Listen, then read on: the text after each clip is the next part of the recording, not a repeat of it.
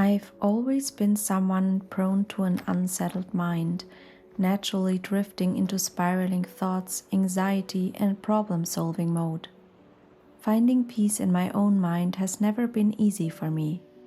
And lately, with everything happening in the world, it sometimes feels almost impossible not to absorb that unrest. So in today's video, I want to share how I'm learning to maintain a calm mind and gently slow down my racing thoughts. For a long time, I believed that if I could just think everything through, anticipate enough, prepare enough, I might somehow protect myself from uncertainty. But over time, I've learned something very different. The mind doesn't necessarily find peace through control. It often finds peace through kindness towards oneself, gentleness, and allowing myself to feel all the emotions, the fear that lies beneath my anxious thoughts. Instead of trying to fix everything that is uncomfortable and immediately falling into problem-solving mode, I am learning to simply be with that discomfort.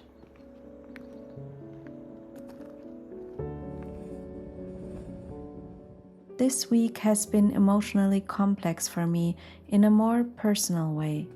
I had family visiting, and whenever we spend time together, even though there is a lot of love and understanding between us, certain old family dynamics and transgenerational patterns tend to surface.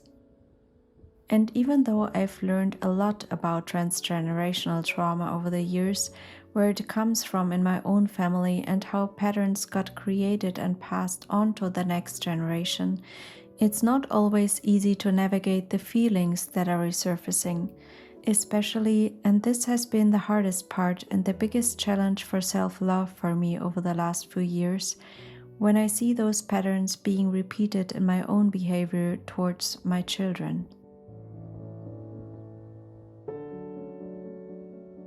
Maybe the most important practice of all has been learning kindness towards myself, forgiving myself for my imperfect reactions to emotional pain by not immediately falling into judgment, self-criticism, or even self-hate, but meeting those moments with patience, understanding, and kindness.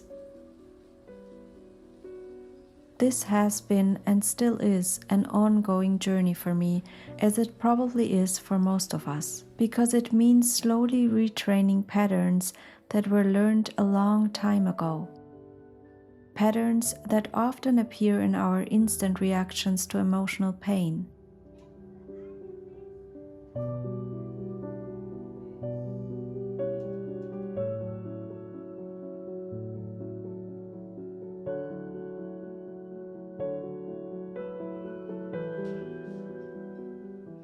And yet, there is something deeply beautiful in realizing that we hold the power to reclaim our own agency.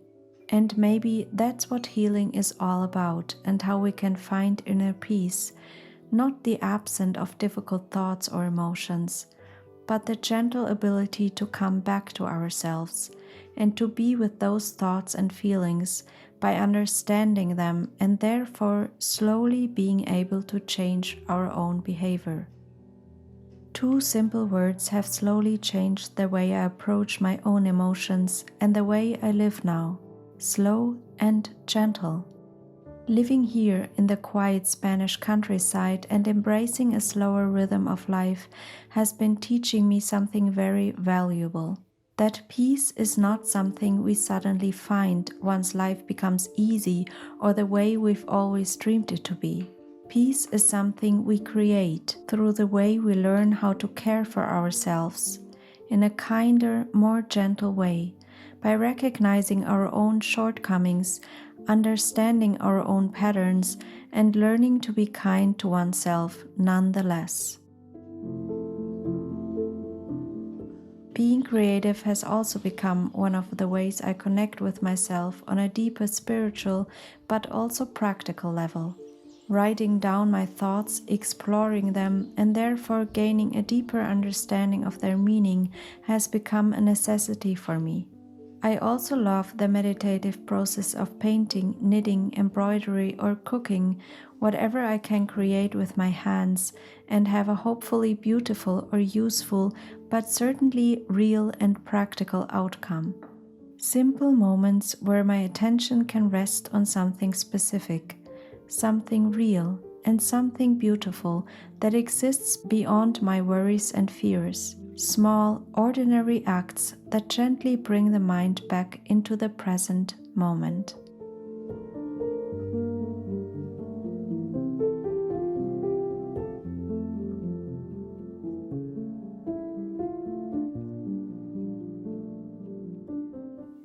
Hello everybody, I hope you're well, despite all the very unsettling things happening in the world right now.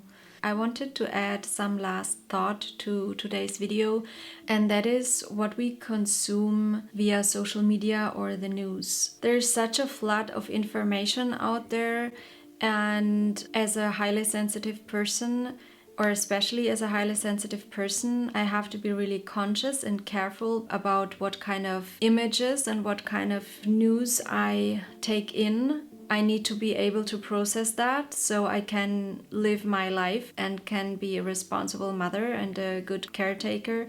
It is just so easy to get caught up in scrolling on Instagram or, YouTube or wherever, just scrolling one video after the other, and then in the end you've been on your phone for maybe half an hour or more and watched very, very unsettling things. I think that's just so important nowadays to be very conscious about that, because yes, of course, it's very important to be updated, to be informed what's going on in the world, and I do that on a regular basis, but I very carefully choose where I do that and how. So I do not just sit down every evening and just watch the news, because it just can trigger fears very easily, and then I can't be the kind of mother I want to be, and cannot be the kind of person I want to be in my life with the people around me that I love and that I have to take care of. So I just wanted to leave you with that last thought, that I think it's very, very important to be very careful about what kind of information we consume, because the question is also, what am I able to do about the situation?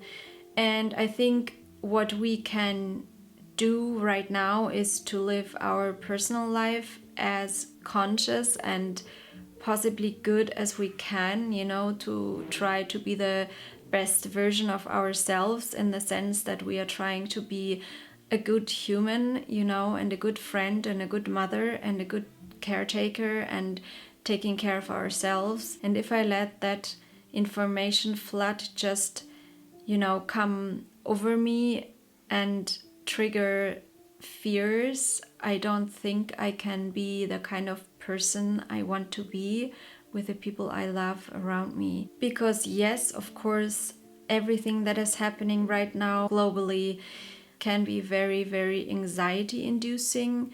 And as someone who's prone to spiraling in their head, it's just very dangerous to get in this place of being led by fear, And also, I think in those kind of times we're living in, we can't just ever be so grateful to have a stable home, to have a place where we are safe, where our children are safe. And that for me is so important to keep in mind, whatever I am going through in my personal life, that overall I am so lucky to have a stable home, a safe home where my family can be safe. And so gratitude is just the biggest thing for me right now.